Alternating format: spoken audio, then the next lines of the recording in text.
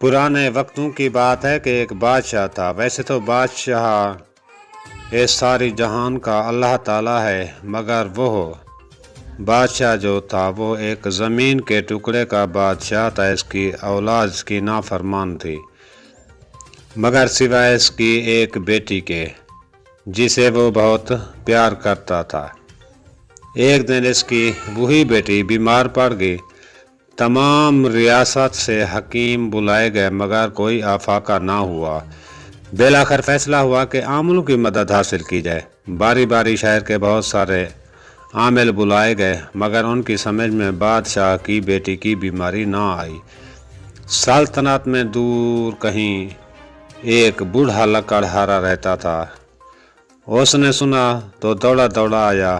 بادشاہ سے احوال سنا تو عرض کی، بادشاہ سلامت، جان کی امان پاؤں تو عرض کروں۔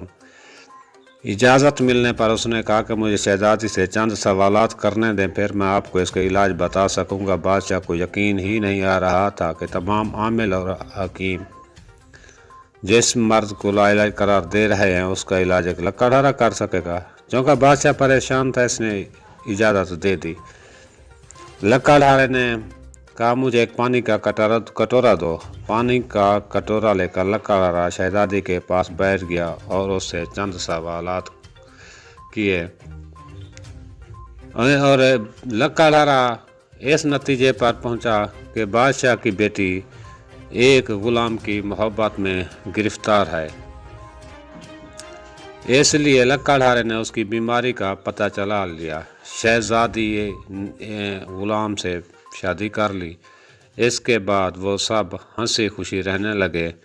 آپ ہمارے چینل کو لائک اور سبسکرائب ضرور